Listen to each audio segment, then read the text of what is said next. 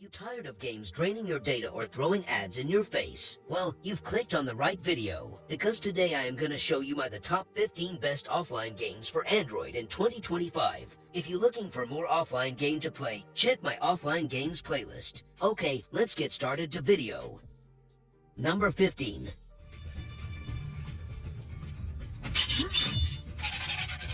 I stumbled upon this mobile game called Spider-Man 3. Just to be clear, this isn't the official Spider-Man game. The first thing that grabbed me was the look of it. The graphics and art style are actually pretty slick for an indie mobile title. It really captures that Spidey vibe. Fighting and taking down bad guys is fun, but after a couple of hours it gets repetitive pretty quickly. If the developers added some more missions, maybe some new enemy types, or just generally more variety to the gameplay, this could be a seriously fun mobile Spidey experience.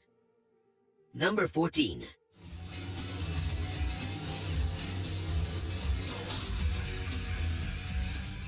HOTGEAR is an open-world car driving game. If you've got an older phone that struggles with the fancy graphics of some other driving games, this one might be right up your alley. It's not trying to be the next big racing simulator or anything. It's more of a simple, hop in and drive kind of game where you can just cruise around the city and mess about. There are some missions sprinkled in to give you a bit of direction, but honestly, it feels more like a decent way to kill some time when you just want to drive without too much fuss. Number 13.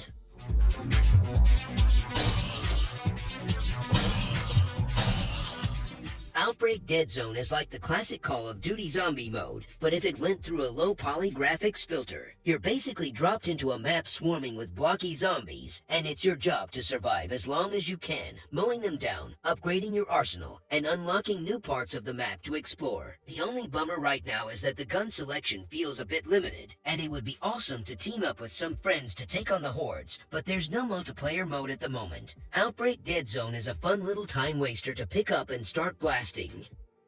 Number 12.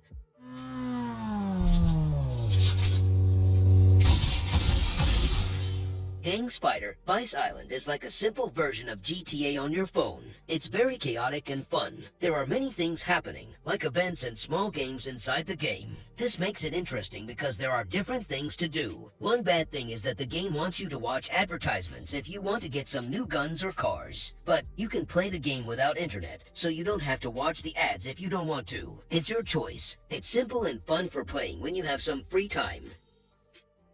Number 11.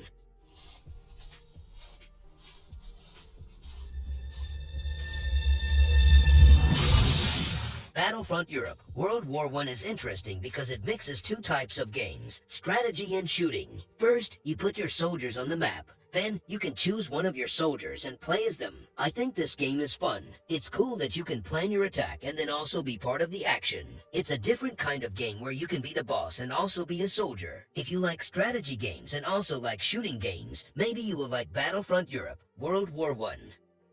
Number 10.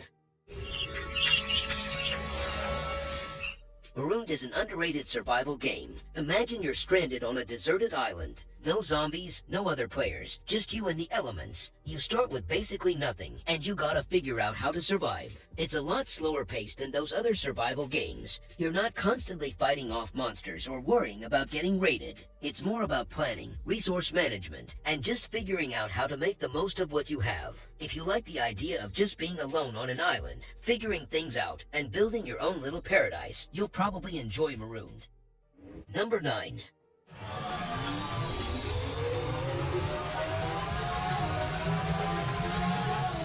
Real Moto 2 is a motorcycle racing game that really throws a lot at you in terms of content. From the moment I started playing, I was impressed by the sheer number of bikes and tracks available. The game does a decent job of feeling realistic when you're out on the track. You actually need to think about your speed and how you lean into corners, otherwise, you'll find yourself eating virtual dirt. If you're looking for a motorcycle racing game with a ton of options to explore, Real Moto 2 is definitely worth a look.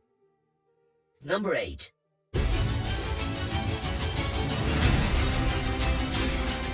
Battle Chasers Nightwar is a turn-based RPG with a really cool, comic book-inspired art style. Visually, it's pretty impressive. The combat is strategic and engaging, with a good mix of abilities and character roles. You'll find yourself thinking about your moves, planning ahead, which is a nice change of pace from some of the more action-heavy mobile games. If you're a fan of turn-based RPGs and you appreciate a strong art style, Battle Chasers Nightwar is definitely worth checking out. Number 7. Bus Simulator City Ride Lite features original, licensed buses with detailed cockpits, a lively map with various districts and landmarks, and a career mode where you can unlock more buses, routes, and features. I think Bus Simulator City Ride Lite is a great game for anyone who loves simulation games or just wants to try something different. Number 6.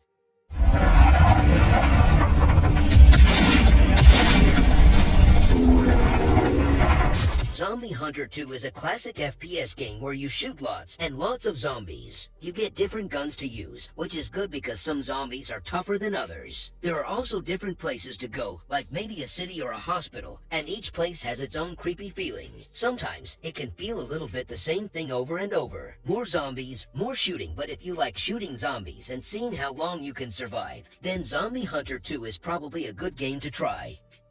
Number 5.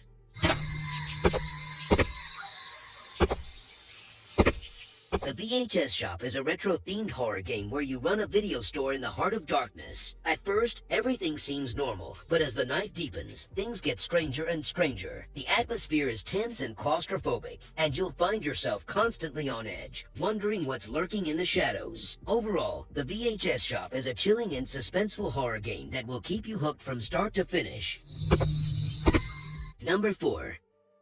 Crashlands 2 is a game where you land on a weird planet, and then you have to try and survive. If you played the first game, you'll probably feel right at home here, but everything looks a bit better and there seem to be even more things to make. The creatures you meet are pretty funny and sometimes a bit scary. You have to fight some of them, but I think you can also make friends with others, which is cool. If you like crafting games with a good sense of humor and a lot to explore, Crashlands 2 is definitely worth checking out. Number 3.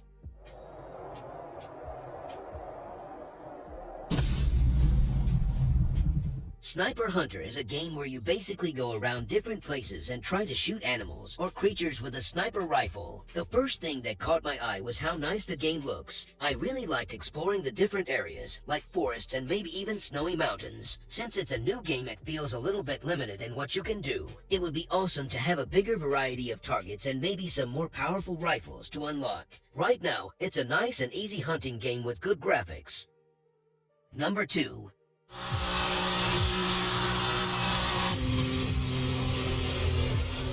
Project Racer is a racing game that I've been hearing about for a while, and they just released a new beta test, so I had to jump in and try it out. Even though it's still in beta, I actually really liked what I saw. The driving felt pretty good, and I could see the potential for a really fun racing game on mobile. Right now, there isn't a huge amount of stuff to do. There were only 2 cars to choose from and 4 different tracks to race on. I think Project Racer could become one of the great racing games for phones. It's got that promising feeling, like it's going to be something really good once it's finished.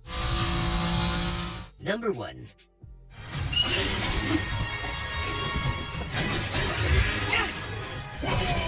Prince of Persia: The Lost Crown is the newest game in the Prince of Persia world, and it's a bit different from what some people might expect. Instead of being completely 3D, it's more of a 2D adventure game, but with really nice graphics that make it look modern. The fighting is pretty fun, with lots of different moves and enemies to learn. If you like games where you explore a big world, do cool jumps, and have some good fights, then Prince of Persia: The Lost Crown is definitely worth checking out. Well, that's it for my top 15 offline games for Android. Which ones are you most excited to try? Let me know in the comments below. Don't forget to like, subscribe, and hit that notification bell for more gaming content. See you next time.